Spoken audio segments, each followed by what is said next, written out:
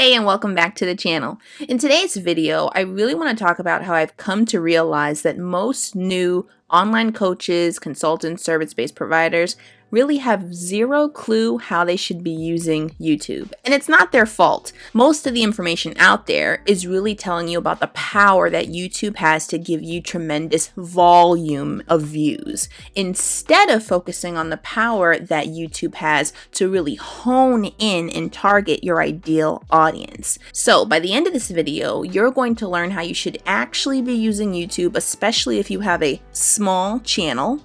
I'm also going to talk to you about how the relationship between your YouTube channel and your other social media platforms will actually evolve over time. Finally, I'm going to talk about some common mistakes that you should do your best to avoid, especially as you try to use your new YouTube channel to grow your business. And take it from me, when I first started my entrepreneurship journey, in the very beginning stages, when my PayPal account was just a week old, I was trying to use YouTube to drive traffic to my business, but I had less than 50 subscribers. However, for my first masterclass, only 2 people showed up, but one of those people was someone who had only heard from me through YouTube. And that was back when my content was barely scratching the surface of my messaging. So let's get started. Instead of using YouTube to try and build a brand new audience from scratch, you should be using it to deep dive into your content with your current audience. This means that you're using YouTube, which is long form content, to really address the problems that they're currently having and help them to tackle the strategy aspects of it, the mindset aspects of it. If this is something that you're having difficulty with, then definitely take advantage of my free enhanced content calendar using the link in the description box below to really help you get clear on your thoughts and on your content. Serve who you know you can help already. And that means putting your messaging first. That's just like what I talked about in my last video about keywords. You want to make sure that your message is front and center and that you're using keywords to supplement that. New people will be attracted to this content too. So not only will your YouTube videos enhance how you serve your current community, but they'll also attract new community members as well. And what'll happen is that as you collect more and more views over time, especially if you're using a keyword research strategy, then those folks will also want to learn more about the work that you do, and they'll want to know more about your services, and they'll want to engage more with your community, and they'll eventually trickle over into your engagement platforms. Then you're creating an ecosystem where your engagement platforms and your YouTube channel are feeding into each other, growing each other. And that is how YouTube naturally helps you grow your audience over time. And that's exactly what I teach you step by step in my upcoming YouTube course, From Views to Clients, without the viral video. So next, let's talk about how your relationship between your YouTube channel and your other social media platforms will evolve over time. When you don't have a huge YouTube following, or even a huge Instagram following for that matter, which is most people, especially when they're trying to grow their business, then you're using both of these platforms, your engagement platforms and your YouTube platform, to grow and feed into each other. Now, it doesn't matter if your engagement platform is Instagram, or if it's Facebook, or if it's an email list, whatever, it'll work for any of these combinations. But the idea is that as you continue to support your current audience on your engagement platform with your YouTube videos, they will then help boost your videos in the eyes of the YouTube algorithm, because that'll mean more people are watching your videos. In addition to that, YouTube pays attention to who is watching your videos. So if your ideal audience, even if it's just a few folks, are watching your YouTube videos, then YouTube is looking at their user data to try and find people who are just like them, who would also enjoy your content. Then you can really get into your analytics and see what percentage of your views are coming from a specific platform or coming from YouTube search traffic. And over time, eventually, the YouTube search traffic should outweigh how many views are coming from platforms that you're already on. You have a healthy keyword strategy if the percentage of views that are coming from YouTube search versus your engagement platforms is either balanced or with your YouTube search in the lead.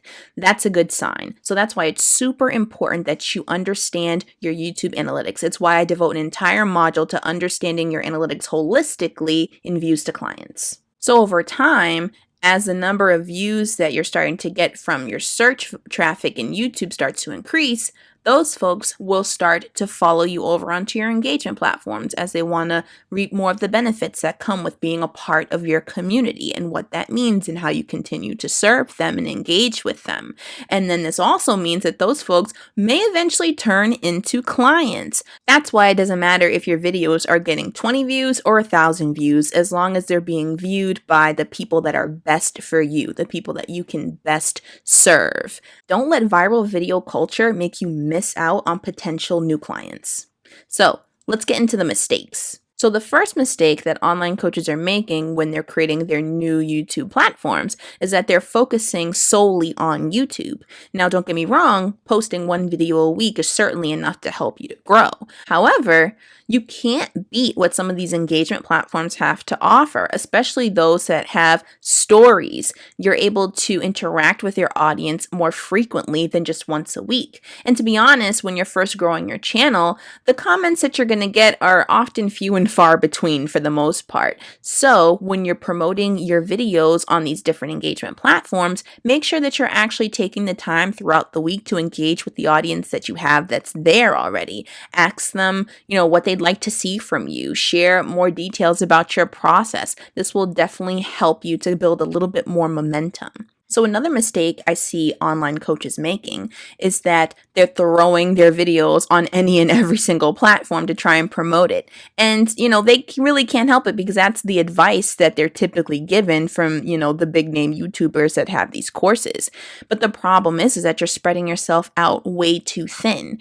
Not only are you going to burn yourself out, but you're not going to see the results that you're looking for because it's really important that you actually build a community so that those folks actually want to go watch those videos versus just being spammed every week with your new uploads.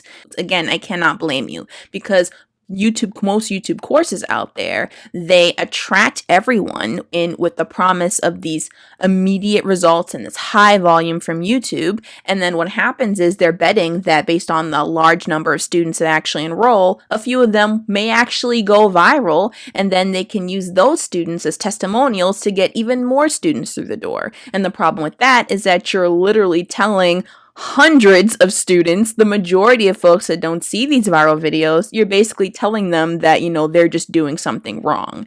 You're telling them that their trickle success isn't just as valuable and they're missing out on some amazing opportunities. And that's just whack. It's just so dumb. And that's why Views to Clients teaches you to maximize the potential power of every single view so that you can seriously take advantage of that trickle success. Which leads me to emphasize the third mistake, skipping community building. You cannot skip community building. It is much easier for you to get someone who already knows you and has already been engaging with you on one of your engagement platforms to go watch your YouTube video than it is to get a complete stranger to do it. And the watch time is all the same to YouTube. So making sure that you're not missing out on watch time is essential because this will incentivize the algorithm to push your videos out to a wider audience because they know somebody likes them. Okay, so do not skip out on community building. Some people do get lucky. Some people will post a video to YouTube and thousands, hundreds of strangers will flock to their videos. But for most people, especially with newer channels, this is just not the norm. So don't sit and wait for people to come to you and then pout about it. Go out there and start engaging with people and ask them what they want to see and figure out what they need to see from you and provide it to them. And then everyone else will follow. So if you found this video helpful, don't forget to like, share, subscribe. Don't forget to follow me on Instagram at A Tribe Called Liz. And if you have not gotten it already, be sure to grab your free copy of my enhanced content calendar down in the description box below. I do teach keyword strategy to my clients, but it'll only take you so far. That's why it's super important that your content is really fine-tuned. And if you didn't get a chance to check out last week's video about the principles I live by when it comes to keyword research, then definitely be sure to check that out next, and I'll see you there. Bye.